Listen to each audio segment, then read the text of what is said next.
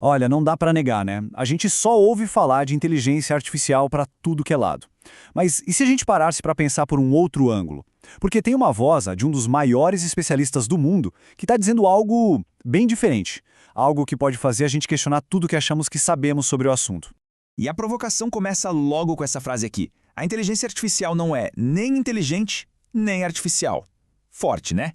Quem disse isso foi o Miguel Nicoleles, um neurocientista brasileiro que é simplesmente uma referência mundial em interface cérebro-máquina.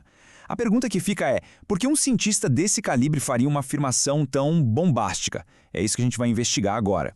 Ok, então vamos por partes. Para entender o raciocínio dele, a gente precisa focar na primeira metade da frase. O que, afinal de contas, é inteligência de verdade, na visão da neurociência? Aqui está o ponto central do Nicoleles. Para ele, inteligência de verdade não dá para separar da vida. Não é um código, não é algo que se programa. Pelo contrário, é uma coisa que emerge da matéria orgânica. É o resultado de milhões de anos de um processo evolutivo meio caótico, imprevisível, focado em uma única missão: a sobrevivência. E quando a gente coloca uma do lado da outra, a diferença fica gritante. Pensa assim, o nosso cérebro é como um rio, sabe? Ele é analógico, está sempre mudando, se adaptando para garantir a sobrevivência. Agora, a tal da inteligência artificial, ela é digital, algorítmica. É mais como uma foto do passado, porque ela só consegue trabalhar com os dados que já foram criados, que já existem. Daí vem essa metáfora que ele usa, que é muito boa. Eles são papagaios estatísticos. O que ele quer dizer com isso? Que a IA, no fundo, não cria nada de novo de verdade. Ela só pega o que já existe, reorganiza, faz previsões baseadas no que já aconteceu. É como tentar montar o futuro usando só peças do passado. Falta aquela faísca, né? A faísca da criação genuína. Beleza, isso nos leva direto para o segundo ponto-chave. A ideia de que o cérebro humano é, na sua essência, incomputável. E tem evidência prática para isso, que mostra por que um algoritmo simplesmente não dá conta do recado. Então fica a pergunta, né? Se a IA não é inteligente de verdade, o que é que faz o cérebro biológico ser tão especial? E é aqui que a coisa fica fascinante, porque a gente sai da crítica à IA e entra no trabalho do próprio Nicoleles, que mostra na prática o poder incrível do nosso cérebro. E um exemplo perfeito disso é o trabalho dele no projeto Andar de Novo. Olha que incrível, a equipe usou interfaces cérebro-máquina que não são invasivas. Basicamente era uma touca cheia de sensores na cabeça dos pacientes. A ideia era fazer com que o próprio cérebro deles reaprendesse a controlar as pernas. E o mais impressionante, sem precisar de nenhuma cirurgia, nenhum implante. E os resultados?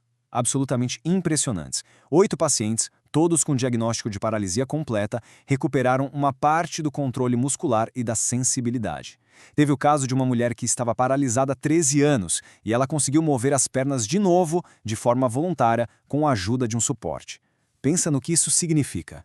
E não era só uma questão de sentir a melhora. Os cientistas conseguiam ver, literalmente nos exames, o cérebro se religando. Aquela área do cérebro responsável pelas pernas, que tinha sido meio que apagada pela lesão, estava voltando à ativa. Era a mente na prática curando o corpo.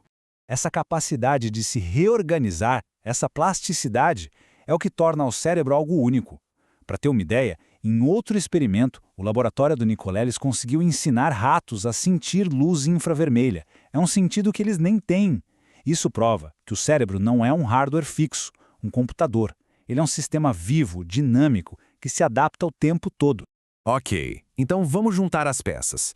Se o perigo não é um exército de robôs saindo de um filme de ficção científica, quais são os riscos reais que já estão acontecendo agora e que o Nicoleles está tentando nos alertar? E segundo ele, as ameaças de verdade já estão entre nós. Pensa, por exemplo, em algoritmos que decidem quem consegue um emprego e que acabam replicando preconceitos que já existem na sociedade. Ou na gente entregando decisões super importantes das nossas vidas para máquinas que, no fundo, a gente nem entende como funcionam. A briga hoje é pelo controle da informação e pela nossa própria capacidade de pensar. E talvez o perigo mais sutil de todos seja esse conceito que ele chama de zumbis digitais. Pensa bem, toda vez que a gente entrega uma função mental para a tecnologia, tipo usar o GPS em vez de usar nossa memória para achar um caminho, ou deixar o corretor automático completar o que a gente está escrevendo, o que a gente está fazendo na prática é treinar o nosso cérebro para não precisar pensar. E isso, gente, não é só uma teoria maluca. Já existem estudos mostrando uma queda histórica nos resultados de testes de QI e uma diminuição bem acentuada no vocabulário dos estudantes. Para Nicolelis, a conexão é direta com a nossa dependência cada vez maior do digital. A gente está terceirizando o nosso pensamento e o preço que se paga por isso é a nossa própria capacidade de pensar. Mas, diante desse cenário todo, a solução não é jogar a tecnologia fora, de jeito nenhum. O que o Nicolelis propõe é algo bem mais profundo, uma mudança radical nas nossas prioridades como sociedade. A proposta dele é inspirada na história. Ele fala em um novo renascimento. A ideia é criar um movimento que volte a celebrar e a investir naquilo que nos define como humanos.